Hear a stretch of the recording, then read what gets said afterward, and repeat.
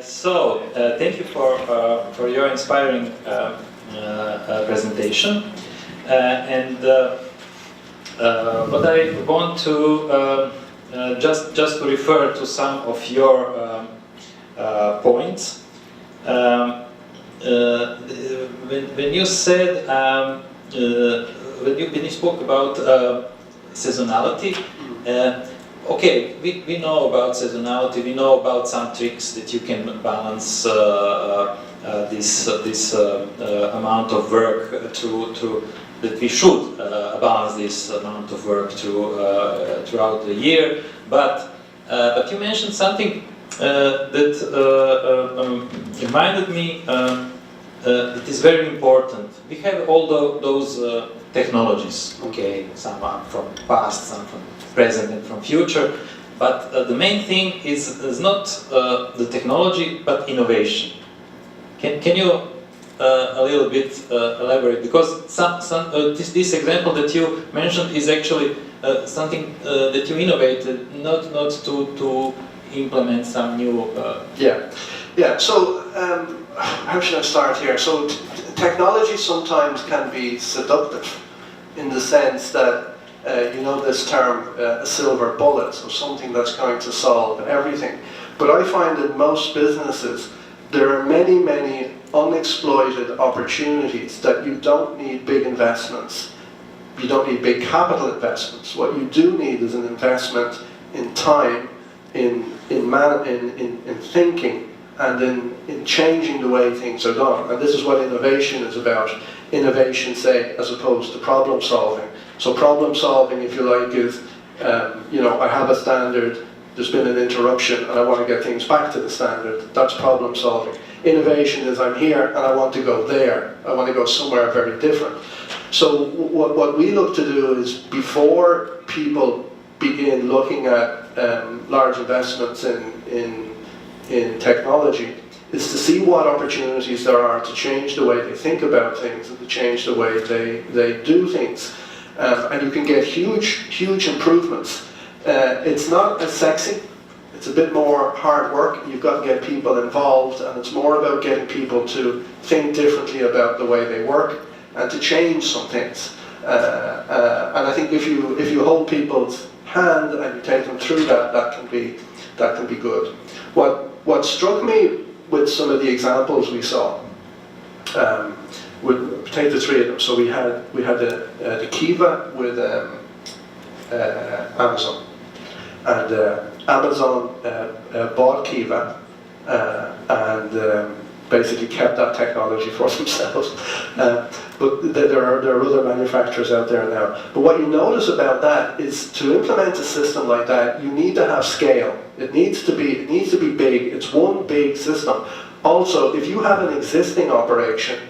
So, for example, let's say you have take stationery or food, whatever, and you have a conventional picking operation. People would order carts and they go location to location and they pick. You'll be picking on the low level of the racking in the warehouse, and above that you'll have the pallet racking, the overstock. So if you come along with a system like that, what are you going to do? Pull everything out and put that in? Okay, that's one thing. The next thing is, we saw the robots. No, not the robots. We see pick by light, pick by vision, and we see pick by voice. And this is not a criticism. These are great technologies, but these technologies don't fundamentally change the strategy of picking. They improve a little bit the productivity. What's beginning to emerge now that addresses both the problem of the lack of innovation in pick by voice and pick by light, with apologies to anybody who's in that business, and addresses also the huge scale you need for an Amazon type implementation, are robotic solutions that are changing, they're innovating the way of picking. So instead of picking person to stock, you're getting stock to person. And you're having the robots, single robots, that will travel into areas of the warehouse, working in conjunction with human beings who are picking to order boxes that the robots carry, and it's the robots that do the traveling, and the people stay more or less stationary. So that to me is innovation, and that to me is innovation that you can do at a small scale. Okay, thank you. I just switched to Croatian a little bit. So, dakle, ako čisto samo da malo ponovimo, ovo je zapravo fundamentalno. Dakle, tehnologija je jedna stvar, ona povećava produktivnost. Međutim, ako mi promijenimo kompletan pogled, paradigmu, što zapravo može se to raditi u kombinaciji sa tehnologijama, može se raditi samo bez tehnologije. Dakle, ovo što je Amazon napravio, to je zapravo pomoć sa tehnologijom, jel? Ali ono što je kod nas najveći problem je količina investicija. And when we are in investment, those Amazon projects, and I just wanted to mention that in my presentation, but now it's also a good time. Those are huge investments. It's a multi-million euro investment. Multi-billion. So I have this information that only in distribution Amazon invested $7 billion. So it's huge. Those are huge amounts. It's not normal for any company beside Amazon to invest such. And I was last week I was in Sarajevo in one conference, FMCG conference, but it was also a lot of new technologies. And the keynote speaker, after all those fancy technologies, Amazon Go, and so where you come in a store where there is nobody to get to stuff. No human being. No human beings. You just come in, you register with app, and you take things and go out. And after all of this, he said, but it's not future that we abandon whole brick and mortar business. Means normal business that we are living in. So those huge investments can be, they are not, how to say, always necessary. Yeah, not just necessary, but you can't sustain. They're not sustainable. And that's why we are here. Okay, we'll have a glance in those new technologies, but we are still in yeah.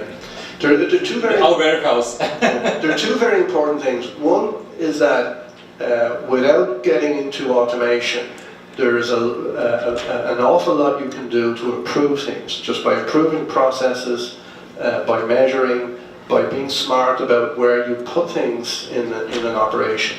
That's one. The next thing is that the way automation is going and the way robotics technology is developing. So we saw there a humanoid robot, which is probably can do lots of clever things, but it's probably very, very expensive. Okay, but what's happening now? I went to a course in Barcelona about a year ago. The course was on Industry 4.0, and one of the elements of it was robotics. And we had a company there called KUKA from Germany. They make robots. They have developed the sensors on the robots now that you can work in very close proximity to a human being. And in warehouse applications, you see robots that are much simpler than that humanoid robot, but they're very, very effective. And they can be deployed in units of one. So you could have one of these things. So your first investment might be the control system and the robot. And this robot's going to work in conjunction with human beings, maybe 40, 50,000 euros. Then your next unit, you can wait till next year, get your next unit, might be 30,000 euros. So you're getting robots called cobots, collaborative robots, that will work together with human beings, not replace them totally, there'll be fewer human beings, but you have an automated system that you can deploy modularly in increments of 30,000 euros, which, you know, it's getting to the point where the robot, the cost of the robot is about an annual salary of a person. So I think in the future we'll see more of that kind of simpler modular automation working together with human beings and in ever smaller companies. Okay, but there is one more, I think, also concerning the price. Because when we invest in some technologies, and we'll hear about it after the break, we need to justify this investment, and we look at productivity gained and how much we and the problem or challenge here in Croatia and these countries are that a workforce is not very expensive here. I just talked with some people in Sarajevo last week, and it's actually well, it's sad thing, but this is it, and the owners and the people that own business and want to invest something, they can't find any justification for this. Well, this is why it's important to give people the message that even if you don't have large amounts of capital, you can't invest large amounts of capital. It doesn't mean that you can't innovate and you can't improve your operations. That's right. So without huge investments, there's still a lot to be done. If you do that and your company prospers and grows and you've got the most you can from process optimization, then perhaps you'll be a bigger business with more capital, and then you'll be able to invest in automation. And I would imagine that in Croatia, labour rates, now that the recession is over and that the global economy is doing more or less okay, so as far as we can see, maybe for the next 2 years, it's a good moment. There will be more demand. Wages will inevitably rise. I don't know, in the future you may join the euro, you may not. That will mean your economy begins to align more with the bigger economies in Europe. So it's inevitable that, you know, labour rates will increase. So all of those things are happening, and it's difficult today because you've just been through a very bad time in a recession to break that mindset and to actually say the future is not going to be like the past. Yeah. And now the mindset needs to be different. I need to be more optimistic about the future. So, just one question before we ask audience if there is some question. So, are you optimistic about the future? Well, I am optimistic about the future because if you think about it, if you watch the news and you hear about Donald Trump and you hear about Brexit and you hear about Syria and you hear about all of these things, and there are real challenges in the world, and then there are other less dramatic challenges like unemployment and inequality and so on. So those things exist, but if you put things in perspective, I looked there, we spoke about 1970 to 2017. What's happened? Poverty around the world has collapsed from 45% to less than 10% in extreme poverty. That's a huge achievement. The world gross product, so if you call it the GDP, but for the world, has risen 5 times since 1970. There's less violence in the world than there was in 1970. There's more democracy in the world than there was in 1970. And if you don't believe me, go and read books by Steven Pinker, an American author. So he's written one book called The Better Angels of Our Nature some years ago, and he has a new book released called Enlightenment Now. So Steven has done lots of research on this stuff, and you can see how the world has progressed. So really, I think there are lots of reasons to be optimistic. I think we're at a point in time where we have a good international moment economically. We don't know, will that last for 1 year, for 2 years, or for longer, but I think it's time to take advantage, be optimistic, and to be adventurous. Okay, thank you. I think this is a good message for our people. I just want to accept those people here, because those people are those who want to learn more, and they are optimistic by nature. That's why they're here. Yeah, we spoke about these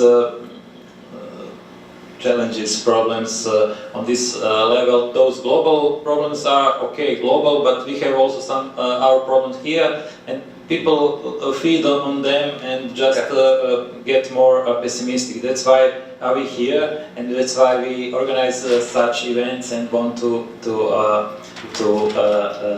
bring something. Yeah, I think it's important not to demoralize yourself about things that you cannot change, that you have no influence over, because there are so many things that you can change and that you do control. So better to spend your time and your energy thinking about those. Okay, so now is a question, pitanje za sve u dvorani, da li ima možda neko pitanje? Dosta široko smo postavili ove stvari, jel? Pa možete pitati bilo šta vezano za logistiku, za globalno pitanja ili za... question? Thank you. Danko Marchenko from Špica. I have one question. Have you ever researched or do you have some work about research how many space we have in our warehouses to optimize our process without new technology? Some like we have one order per picker and we use some multiple order, etc. Without new technology, how many space we have in this country or region? When you say space, you mean? Space, some... It means virtually, not space, I think. Oh yeah, so how much can you improve things without investment? Yes. Well, my experience has been that it's quite easy. If you have an operation, say it's a warehouse operation, distribution operation, and it hasn't had a lot of scientific analysis in terms of number of SKUs, frequency of access, travel distances, location of key functions like where is the computer, where is the printer, where is the packing station. Just with those types of changes in analysis, it's not difficult to get 20-30% improvements in productivity without capital investment. And I think it's important as well to do that first, because if you start to, say it's a big distribution centre and you have 50 people, well 100 people say, and you're looking at a technology, you say, well, if I invest in this technology, the vendor tells me that I will reduce my labour force from 100 to 55, say. But what he doesn't tell you is that if you optimise your processes without any capital investment, you'd probably reduce it from 100 to 75 anyway. And therefore, that's the new benchmark for the justification of your automation. So it maybe becomes a bit more difficult to justify the automation, but isn't it better to take the 25% improvement without capital investment and to exploit that for a time until your business profitability grows? So easy 20-30%. Yeah, but my experience. But I would like to emphasize that you always can. Kaizen philosophy is based on incremental improvements, but then you reach some plateau, and then you need investment. Yeah, or you need to change the strategy. Yes, it might be capital investment, but it might be just a change in the way things. Okay. But the main thing is that people sometimes think that technology will solve all the problems that they have, but they what we found and we have Danko and I spoke about that earlier, that you have to reach first some level with manual innovation and so, and then go, and then you have a huge impact with this technology. Because if you implement technology without innovation and without some other thing, then you have some issues. But you can be disappointed in the gains. Yes, yes. And sometimes, you know, some of this technology, I've worked in lots of operations that have pick by voice deployed, and a lot of the vendor story with regard to pick by voice is that it improves productivity, and it does eventually. But often what warehouse operatives, supervisors, managers tell me has been a big advantage is it gives them visibility and control that they didn't have before. It allows them to measure things better. It improves accuracy. So there's the productivity equation, but there are also these other things that sometimes are more important. And I've been involved in lots of projects where we've implemented different types of automation, and I've learned that one thing to manage from the very beginning is the expectations of the managers or the business owners who have signed the checks to pay for the automation.